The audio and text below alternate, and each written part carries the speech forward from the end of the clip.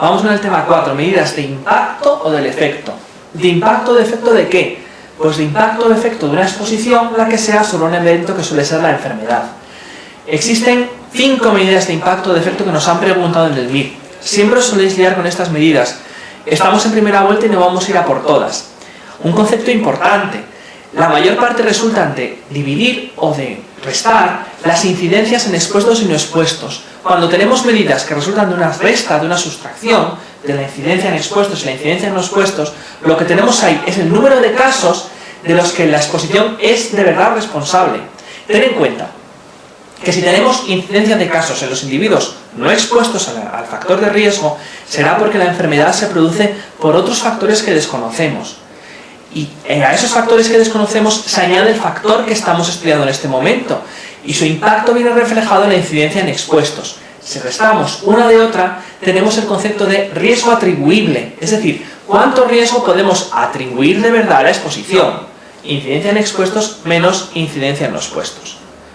Imagínate que el factor exposición se comporta como un factor protector y que la incidencia en no expuestos es mayor a la incidencia en expuestos. En este caso, la resta, la sustracción, incidencia expuestos menos incidencia en no expuestos no tiene sentido porque nos saldría un número negativo. Por eso, la reducción absoluta de riesgo se expresa en incidencia en no expuestos menos incidencia en no expuestos. Y recuerda que como es un concepto matemático absoluto, es una sustracción, representa el número de casos que se deben a la exposición o a la medida preventiva en este caso. En este caso, el número de casos que podríamos evitar aplicando la medida preventiva. El resto de medidas, la fracción etiológica de riesgo y la reducción de riesgo relativo, son cocientes. Y son cocientes y no nos vamos a meter en su fórmula. Nunca jamás nos lo han preguntado. Pero conceptualmente, los cocientes representan la proporción de enfermedad que se debe a la exposición en el caso de la fracción etiológica de riesgo y la proporción de casos que evitaríamos aplicando una medida preventiva en el caso de la reducción de riesgo relativo. Luego nos quedamos con el riesgo atribuible, incidencia en expuestos menos incidencia en no expuestos. La reducción absoluta de riesgos, incidencia en no expuestos menos incidencia en no expuestos. Y no te líes con qué va delante, porque delante va el término que sea mayor, incidencia en expuestos o incidencia en no expuestos. Y lo que cambia es simplemente el concepto.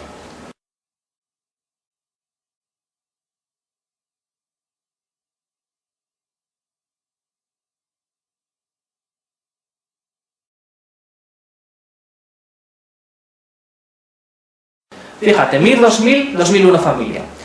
La diferencia de incidencia entre expuestos y no expuestos a un determinado factor de riesgo, diferencia de incidencia entre expuestos y no expuestos, es una medida de frecuencia del factor, de riesgo asociado a dicho factor, de incidencia, de impacto o de sensibilidad. Recuerda, riesgo atribuible, reducción absoluta de riesgo, fracción etiológica de riesgo y reducción de riesgo relativo son medidas de impacto. Las medidas de asociación eran el riesgo relativo y la odds ratio, las que habíamos visto en el tema anterior.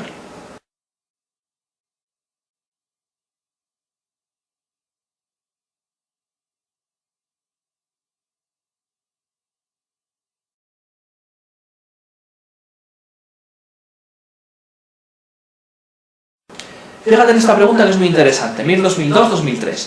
En un estudio, la granulocitosis se producía en la población general no consumidora de un medicamento en 2 de cada 100.000 habitantes y año, y entre los consumidores de ese fármaco en 40 de cada 100.000 expuestos y año.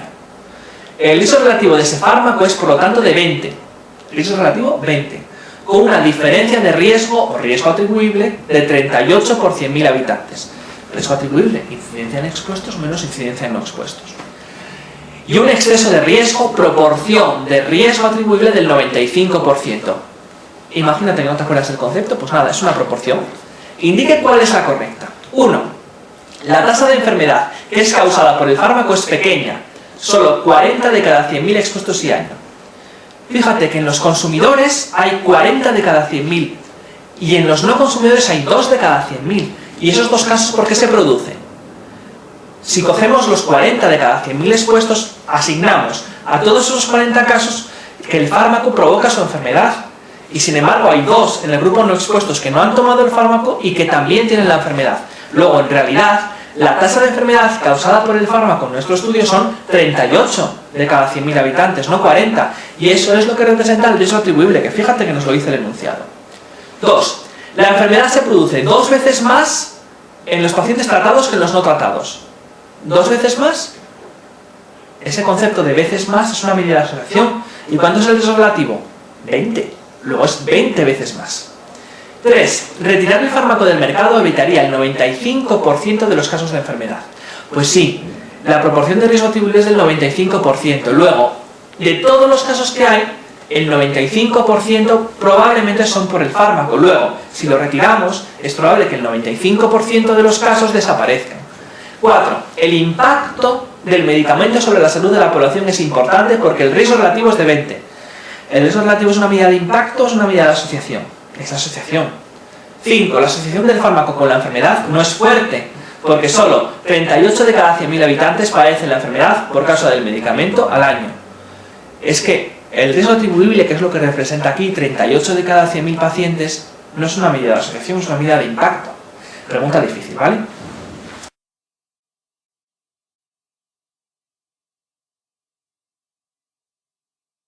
Nos han preguntado hasta la saciedad un nuevo concepto de impacto del efecto, que es el número necesario a tratar, number needed to treat del inglés, NNT. Nos han preguntado la fórmula, nos han dicho que lo calculemos y nos han preguntado el concepto.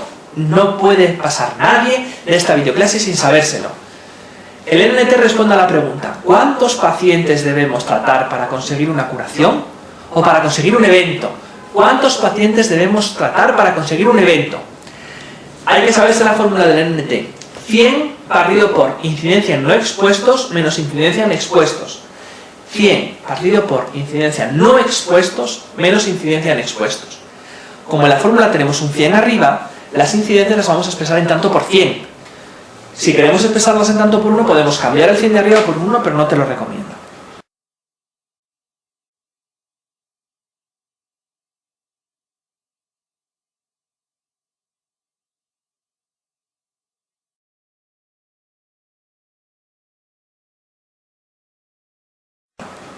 Pregunta 2007-2008. Vamos a ver cómo nos pregunta el NNT. Fíjate. Se compara un fármaco activo con placebo para la prevención de fracturas osteoporóticas en mujeres postmenopáusicas tratadas con corticosteroides.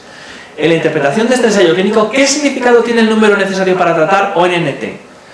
Recuerda, estamos comparando un fármaco activo con placebo para la prevención de fracturas osteoporóticas en mujeres que toman corticoides. ¿Qué significa el NNT en este caso? 1. El número necesario de pacientes que deben recibir el comparador no activo para que los resultados resulten creíbles. 2. El número mínimo de pacientes incluidos en el ensayo clínico que debe concluir el tratamiento para que se mantenga el poder estadístico. 3. El número de pacientes a tratar para que el fármaco activo resulte coste eficaz. 4. El número de pacientes que debe incluir el ensayo clínico para obtener resultados con un nivel de significación estadística predeterminado. 5. El número de pacientes a tratar con el comparador activo para evitar un desenlace adverso. Ese es el NNT.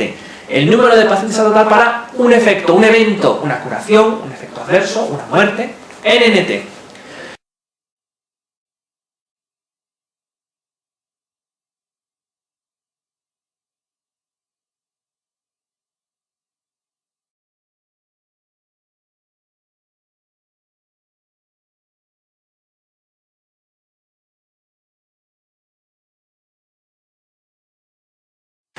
En 2005-2006, en un ensayo clínico aleatorizado, doble ciego y controlado con placebo, se evaluó el efecto sobre la mortalidad de un nuevo fármaco en pacientes con hiperlipidemia y sin antecedentes de cardiopatía isquémica. Después de un seguimiento medio de 5 años, se encontró una mortalidad del 10% en el grupo placebo y del 5% en el del tratamiento. Es decir, incidencia en no expuestos 10%, incidencia en expuestos 5%. Y esa diferencia es además estadísticamente significativa con una P de 0,05. Calcule el NNT, que se define como el número de pacientes que tenemos que tratar con el nuevo fármaco durante 5 años para evitar una muerte. ¿Podemos calcularlo? Por supuesto. Sabemos que el NNT es igual a 100 entre incidencia en no expuestos menos incidencia en expuestos. En este caso, 100 entre ¿qué? Entre 10 menos 5. 100 entre 10 menos 5, que es 100 entre 5, que nos da 20, opción 2, que es la correcta.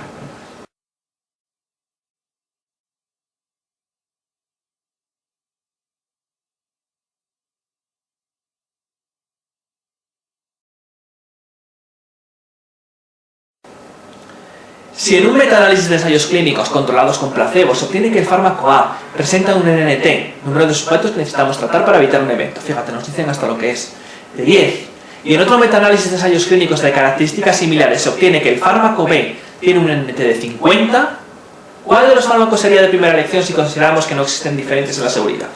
¿Qué prefieres? ¿Un fármaco con un NNT de 10 o un fármaco con un NNT de 50?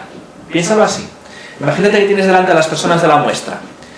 Entonces, con un fármaco con un NNT de 10, coges el primero, no se cura, el segundo, no se cura, el tercero, no se cura, y necesitas coger a 10 para conseguir una curación. Y con el fármaco con un NNT de 50, necesitas coger a 50 para conseguir una curación. ¿Cuál es mejor?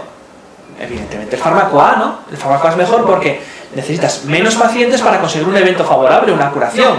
Y recuerda que esta interpretación es así siempre que valoremos el NNT con una medida favorable, con una curación.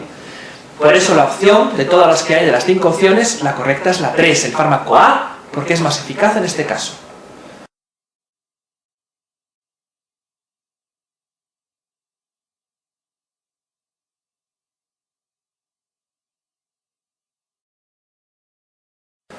Cuidado, pregunta difícil, MIR 2008-2009. Se han realizado 2 ensayos clínicos controlados con placebo para comprobar el beneficio de metoprolol en pacientes que han sufrido un infarto agudo de miocardio. En el primero se incluyeron pacientes de alto riesgo y la mortalidad se redujo de un 40% con placebo a un 20% con metoprolol. Vete apuntando. Grupo de alto riesgo, placebo 40, metoprolol 20%. En el segundo se incluyeron pacientes de bajo riesgo y la mortalidad se redujo de un 10 con placebo a un 5% con metoprolol. Apunta, bajo riesgo, 10% placebo, 5% metoprolol. A la hora de interpretar estos resultados, ¿cuál no es correcta? 1. El metoprolol reduce la mortalidad un 50% en los 2 tipos de pacientes. Calcula el riesgo relativo en los 2 grupos. Si te fijas, el riesgo relativo en los 2 grupos es 0,5. Luego es verdad, el metoprolol reduce la mortalidad un 50% en los 2 tipos de pacientes. 2. El metoprolol es más eficaz en los pacientes de alto riesgo, porque reduce el riesgo relativo de mortalidad un 20% en los pacientes de alto riesgo y solo un 5% en los de bajo riesgo. No, ¿verdad? No, el riesgo relativo era 0,5 en los 2 grupos. Falsa. 3. El riesgo relativo es igual en los 2 grupos de pacientes, 0,5. Ahí está. 4. El beneficio absoluto es mayor en los de alto riesgo porque evita 20 muertes por cada 100 pacientes tratados, frente a solo 5 muertes por cada 100 pacientes tratados de bajo riesgo. ¿Sí? Calcula el riesgo atribuible. Si te fijas es 40 menos 20 en el grupo de alto riesgo, 20 de cada 100, y 10 menos 5 en el grupo de bajo riesgo, 5 de cada 100. Luego el beneficio absoluto es mayor en los pacientes de alto riesgo. Y 5. Si los recursos son limitados, es más rentable tratar a los pacientes de mayor riesgo porque se obtiene un beneficio absoluto mayor. Pues sí, en los pacientes de alto riesgo conseguimos evitar 20 muertes de cada 100 y en los de bajo riesgo solo 5.